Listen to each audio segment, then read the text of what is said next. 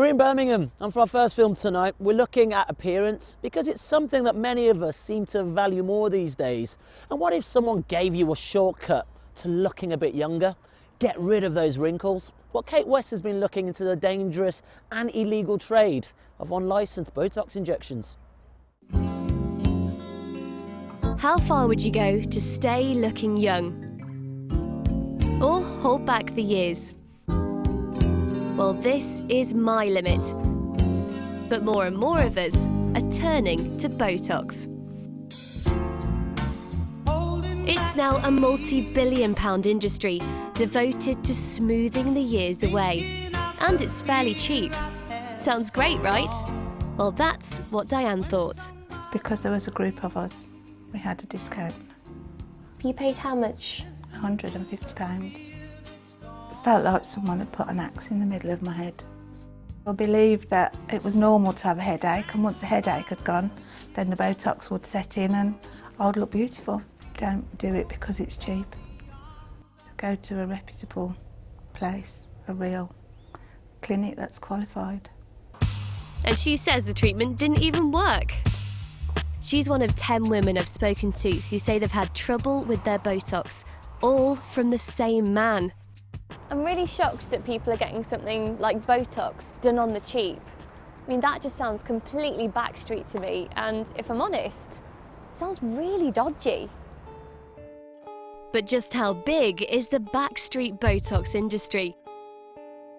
According to Diane, the guy who gave her Botox has been running Botox parties across the West Midlands for years. That sounds like the perfect place to start. Just need to get an invite. I've been messaging a woman on Facebook who hosts Botox parties for him. He calls himself Johnny Botox. That's not a name I'm going to forget in a hurry. I wouldn't let a stranger I just met through Facebook inject me with Botox, especially with a name like Johnny Botox. But it looks like lots of people would. Ashton runs Save Face. It operates a database which lets you check if the person who's about to stick a needle in your face is qualified. And believe me, there are plenty who are not.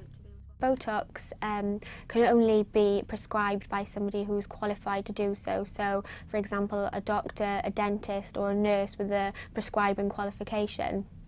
Anybody else who offers those treatments on the same day that isn't any of those three professionals is actually doing the treatment illegally. That's because Botox is a prescription-only medicine. But is everyone following the rules? Remember that woman that I was talking to on Facebook? Well, she's just sent me an invite to her next Botox party. And guess who the star of the show is? That's right, it's Johnny Botox. Johnny Botox, the man Diane blames for leaving her in pain and out of pocket. But is he willing to offer me the same treatment? I'm on my way to his Botox party in Wolverhampton to find out. I've asked if I can bring a friend. She'll be wearing a secret camera. I thought I'd be going to a clinic, but it's actually in someone's kitchen, and I'm going to have to wait my turn because I'm third in the queue. Finally, I'm face to face with Johnny Botox, real name Jonathan Henk, and it doesn't take him long to get down to business. So is he qualified?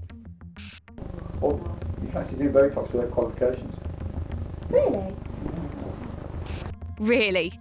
Anyone can inject Botox. You don't even need any training, which seems crazy because it's a toxin which paralyses the muscles in your face. But you do need a license to prescribe Botox because in the wrong hands it can be dangerous. And Johnny, he doesn't have one. I've been a nurse 26 years. But Johnny's never been qualified to prescribe Botox, and he's not even a registered nurse anymore.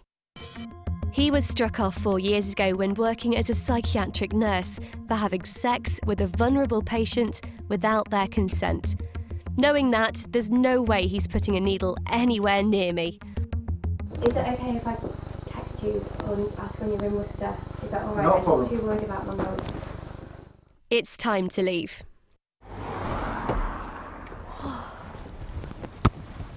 I can't believe what we've just seen in there. I'm actually quite shocked. He... See all those syringes on the side. The host of that party had no idea it was illegal, and Johnny Botox won't be getting his hands on my face or my cash. But he's not the only one trying. James Kersey runs a Botox clinic from his home in Stourbridge. When you've got a fridge full of it, you can't just do it. Yeah. I've got 37 clinics, yeah, to quite a few, like I said, famous people, porn stars, Hells Angels.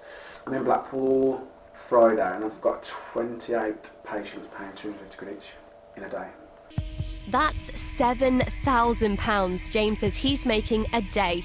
£7,000 a day. Unbelievable. I'm a nurse by trade, but I've got a master's degree in pharmacology, so it takes me to the same level as a doctor, so I'm a nurse consultant.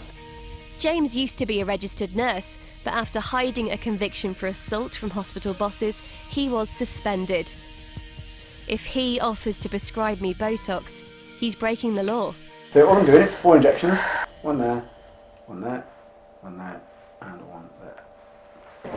I feel really sick. I will look after you. Sit down, let me get it done. It will be quicker, it's about 30 seconds to be over. It might be quick, but that doesn't make it legal. So James, just like Johnny, is also happy to prescribe Botox illegally, but he won't be giving it to me.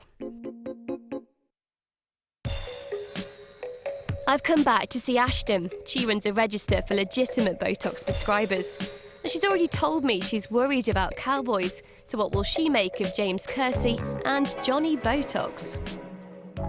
It's more like a meat market than an actual clinical environment. The fact that he's lied to you makes the actual consent to treatment null and void, and he would have assaulted you theoretically under the eyes of the law. The consequences could be severe. It could carry quite a lengthy prison sentence.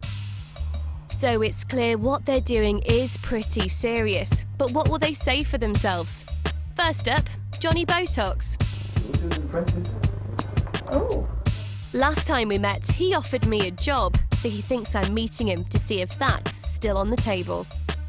You know, you said Oh, here we go. the TV show, BBC wanted to talk to you. Yeah, It's actually me. I've got nothing to hide, so if you want to have a proper interview, Yeah? can I have a cup of coffee first and then we can have a proper interview? What I saw at the Botox party, I believe that you are doing them illegally. That's quite a direct question. It's actually almost like doing a brain operation without a licence. So it is actually quite a serious offence and you can do time, so yeah. But the majority of times recently I have not been supervised. So yes, it is wrong to do it, but it is a grey area. It's not wrong, I know, it's illegal. It is illegal, yeah. When we were there, you told me that you were a nurse. That's correct. But you're not a nurse anymore. No, I'm not a nurse anymore. So you can't tell somebody that you're a nurse. Well, okay. Maybe I accept that fact. Okay. If it wasn't for this, would you carry on doing it illegally? Well, obviously not now. And with that, he was off. Good one. You owe me a coffee. I'm just completely shocked. I never thought that he would stay and talk to me. He might have stayed, but it hasn't stopped him working. And what about James? Well, we tracked him down to a beauty salon on the coast. Yep. Hey, Kate from the BBC. I've been trying to get hold of you. Yeah, Sent you yeah. a couple of letters. No comment. No comments. No, I'm going to go now. Can I just ask you that you've not been telling patients that you've been suspended? No. You offered to give me Botox. You know that's illegal. Can you leave me alone, please? Thank you. You got nothing to say? Nothing, no comment. Honestly, no comment. James, just want to ask you a few questions. I said no. If you're not doing anything wrong, then we can say that you're not doing anything wrong. Pardon?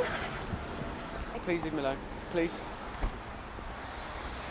So that's his answer, no comment. He didn't want to say anything. I think he shouted then at the last minute that it's going to get sorted, but I don't know what that means. I don't think he'll be coming back. James is being investigated by the Nursing and Midwifery Council, and Johnny, well, he tells me he's looking for a new job. Technology is everywhere.